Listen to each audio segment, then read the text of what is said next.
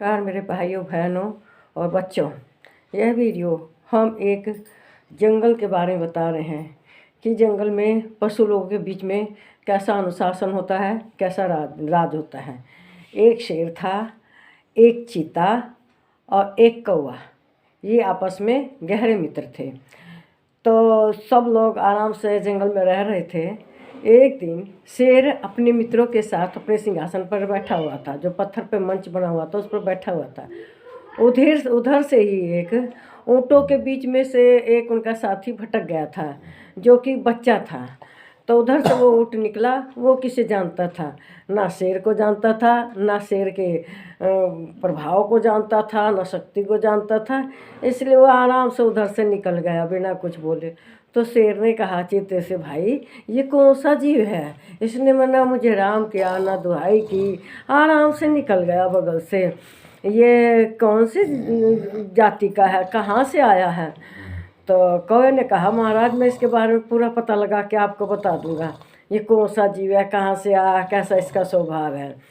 तो कहने लगा कि ठीक है, तुम पता लगाओ इसके बारे में। तो कौवा उसके पास गया। उसने कहा, भाई तुम्हारा क्या नाम है, तुम किस जाति के हो?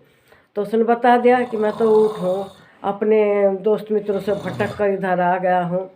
तो कहने लगा कि तुम शेर को नहीं जानते, वो हमारा राजा है, उसको प्रणाम करना चाहिए था तुम्हें, तुमने उसको प्रणाम नहीं किया। वे बड़े चिंतित हुए कि भाई तुम ऐसे कौन से जीव हैं जो उसको प्रणाम भी नहीं करते।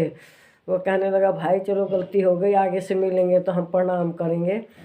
तो वो शेर के पास ऊँट को ले आया। ऊँट ने उसे प्रणाम किया और ऊँट सीधा साधा जीव था। उससे शेर बड़ा प्रभावित हुआ और उसको बहुत आदर सम्मान देने लगा। अब एक बार शेर बीमार हो गया।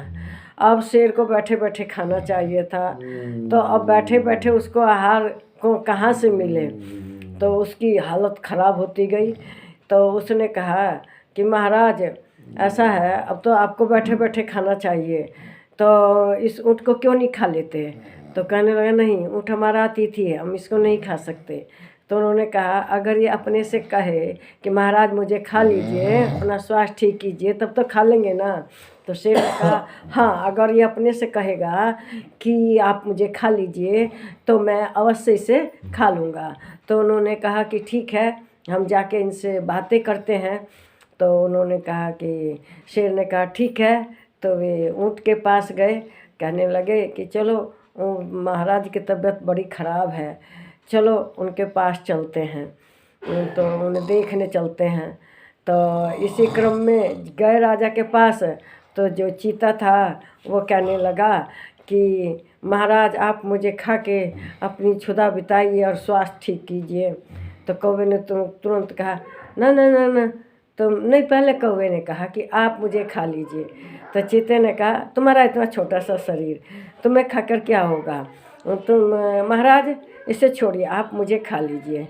चीते ने जब ये कहा तो ऊँट ने भी अपना धर्म समझते हुए उन्होंने भी कहा कि महाराज आप इसे छोड़िए, मुझे खा लीजिए। तो वे कहने लगे, देखिए महाराज, अब तो ऊँट स्वयं ही चाहता है कि आप इसे खा लें, और यह है कि ये आपका कई दिन तक का आहार हो जाएगा, आप इसको खा के अपना स्वास्थ्य ठीक कर लीजिए। और इसने स्वयं ही कहा है, अब इसे खाने में आपको कोई अपराध नहीं लगेगा। तो ऊँट अब चुप था। उसके समय में किसी ने नहीं किया, छोड़िए इसको, मुझे खा लीजिए। अब राजा ने अपने वचन के अनुसार कि हाँ, अगर ऊँट अपने से कहेगा तो मैं इसका आहार कर लूँगा। और राजा ने जो सिंह था उसने उसके ऊपर झपट्टा मार दिया और उसको मार डाला। तो इसीलिए कभी भी मूर्खता में नहीं फंसना चाहिए कि अपनी जान चले जाए। जान को बचाने के लिए हमेशा प्रयत्न करना चाहिए। वह उन लोगों की चाल नहीं समझ पाया, कौवा और चीता के, और उसने इस तरह से अपनी जान दे दी।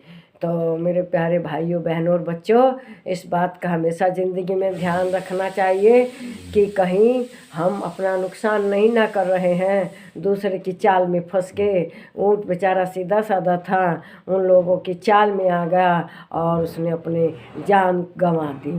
तो तो मेरे प्यारे भाइयों बहनों, इस वीडियो को लाइक कीजिए, शेयर कीजिए, इस पर कमेंट कीजिए। नमस्कार मेरे प्यारे भाइयों बहनों और बच्चों।